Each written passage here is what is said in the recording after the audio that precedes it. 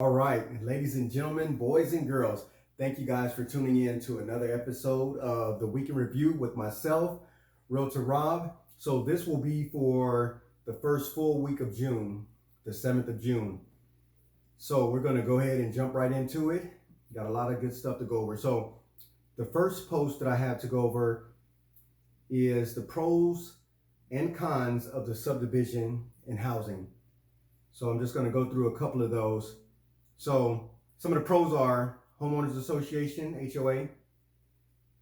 They often oversee the maintenance of the subdivision. Better sense of community.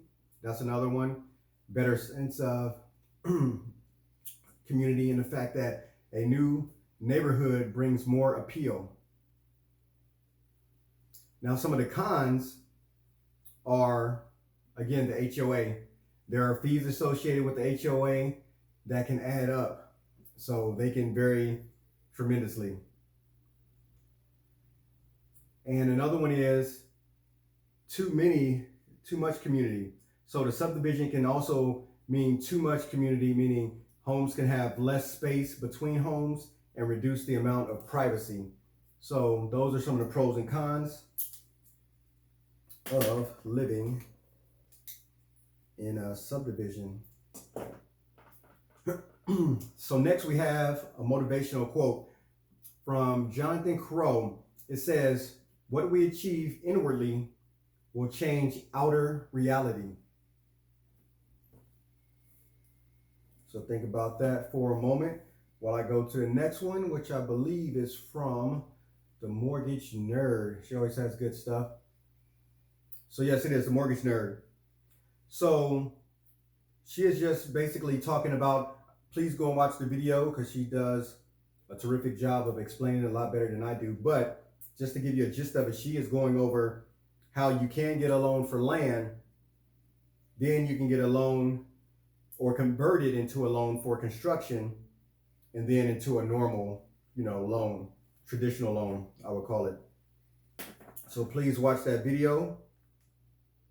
And if you have any questions, please contact myself, and between her and I, we will get those answered.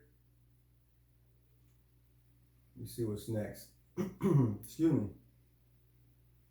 Okay, how much money do you need to buy a house? And I believe I put some notes. So, money needed to buy a house. So, this example is for a $250,000 house. So, keep in mind, a conventional loan is typically 3% down. A FHA is 3.5 down. VA is 0% down. Now also I have two listed here. So conventional also 20% down. So you can go anywhere from $16,750 at closing all the way up to $58,405, depending on which program you use and how much you have to put down. Tips to lower your out-of-pocket costs, which goes along with this same post. So opt for a low or no down payment mortgage loan. So of course it'll lessen your closing costs, but again, you're going to have that higher monthly mortgage payment. Look into down payment and closing cost assistance. So there are all types of programs. That's what I tell my clients. It's just a matter of if you qualify for them or not. Use gift money from a relative to cover your upfront costs. Now you have to be careful with gift money because typically it has to be seasoned. I got the clicker in my hand. Seasoned. So meaning it has to be in the bank for 2-3 months or 2-3 bank statements. Negotiate with the seller to pay some or all of the closing costs. You can always do that, but again, in the market that we're in, slim to none, but it's an option. Everything is negotiable. Ask for a lender credit. So those are all some things that you can do. All right, so we got that one. And the next one, this one is from Leticia Ramos. And basically, what documents do I need for an approval? And so there are basic documents that you're going to need no matter what type of approval you're going for, VA, conventional, FHA, you name it, USDA. Okay, tax returns, W-2s, bank statements, and pay stubs. And then it also says additional documents may be needed depending on your loan program. But those are the basics that you're going to need pretty much for every one of those. So start getting those together. Make sure that you have them. All right. Cindy Davis, she is one of my networking partners from First American Home Warranty. And she has a motivational post for this week. Giving up on your goal because one setback is like slashing all 3 tires because you got a flat. So, doesn't make sense to do that. All right. I believe the next one is about buying a home with cash. All right. Should I buy a home? Should I buy a house with cash? So there are pros and cons, just like pretty much everything. So some of the pros are faster closing, waiving contingencies. So if you do a cash offer, you don't have some of the, hurdles, if people aren't familiar with the word contingency. So it removes the finance contingency because you're paying cash, so obviously you have the money. And most of the time the appraisal contingencies because you're going to pay cash, so pretty much whatever you're going to pay, it doesn't matter what the appraisal says. If you have the money to pay, and both of you guys have a mutual agreement, then it's a deal. The next one under pros, save on mortgage interest and API. Now we're going to the cons. Tying up your money. So it says all of your money will be tied up into the property and investors will lose liquidity. So you won't have, any money, you'll have an asset. So the next one goes hand in hand with that, losing on better investments. So invest in other properties. If any other investment opportunities come up, the property owner will not be able to use their money for those more lucrative investments because it's all tied up. So a lot of my investors like to leverage, you put some here, use other people's money. That's what they like to say, to put it short. Mortgage Nerd again. Let me see. She has a lot of good stuff. I pass her. Okay, yes, I did pass it, so I'm back to it though. So she has another great short video. It's under a minute, and it's going over appraisal gaps.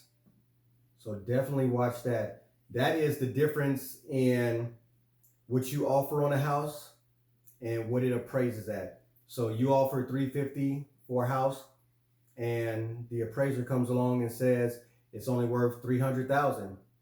So that $50,000 difference is the appraisal gap. So there are a number of options that you can choose, or paths that you can choose to possibly negotiate that to keep the deal afloat. And another one again from Leticia Ramos. And she is talking about achieving your goal of home ownership. So you have to start with a budget. Get comfortable with talking about money, and what you want to commit to. So it's as simple as verbalizing it, talking about it, putting it out, into the atmosphere, if you will, and just, making it real, breathing life into it. This is what you want to do. Speak it into existence.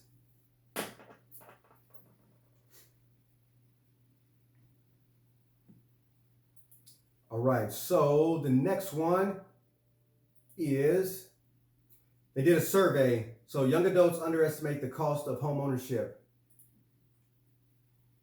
So I'll just go through some of these real quick. So one of the questions, how much can you afford? So 1 out of 4 underestimated their buying potential by $150,000 or more.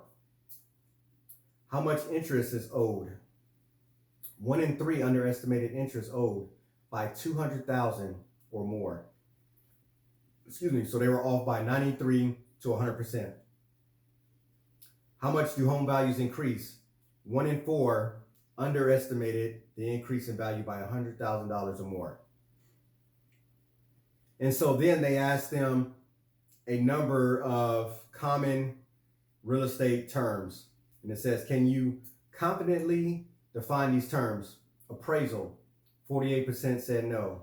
Deed, 58% said no. Assessment, 62% said no. Principal, 64% said no. Escrow, 68% said no. HOA, 68% said no. And these are just going up and up. Earnest money, 72% said no, they don't know what that is. Amortization, amortization, I can't even say it. So I know they wouldn't be able to get it right if I said it, but 74% of them said no, they don't know what that is. ARM, 77% didn't know what that was. MLS, 86%. PMI, 86%. FRM, 90%. And PITI, 94% of young adults did not know what that was. So let's see what's next. And then, Wednesday I always have my Hump Day virtual home tours with leasing and rentals above 300K, between 200 and 300K, below 200K, and then virtual home tours from YouTube. So I'll post all of those. I think it's one about being smart with your money next. If I can find where I put it.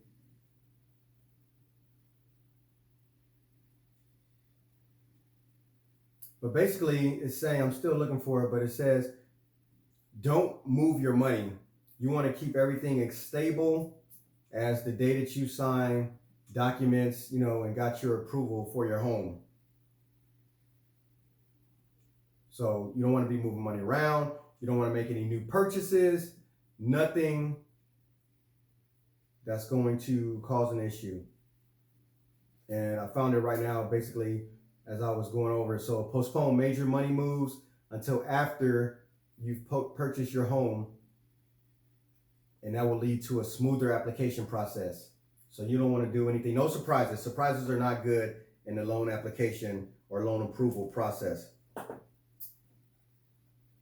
think we have a couple more. So this one is, I can bring it up.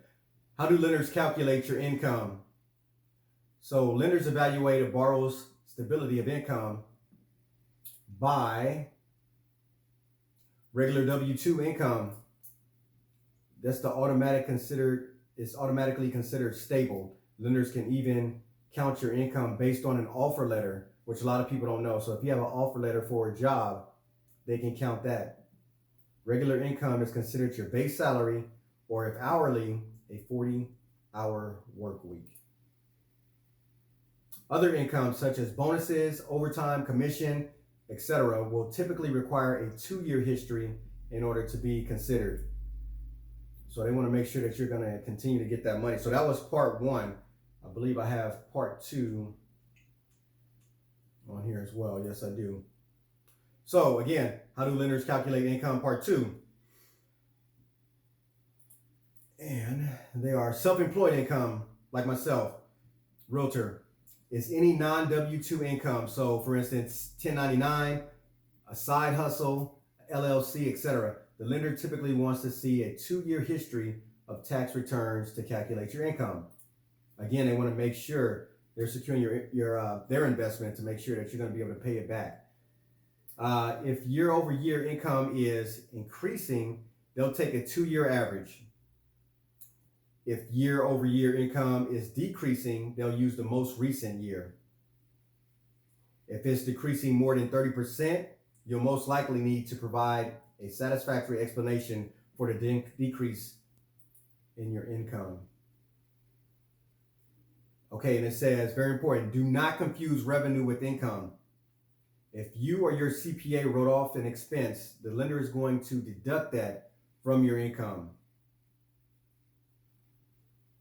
And again, disclaimer, because there are so many different situations, this is just general rule of thumb, but it says, disclaimer, This is all high-level info. Consult a lender for your specific scenario. This is just stuff to get your brain juices flowing. So to get in touch with a loan officer, to get in touch with a realtor like myself. But that is it for this week's edition of the Week in Review with myself, Realtor Rob. And once again, I appreciate you guys. And please look after yourself and those around you. And until next time, take care.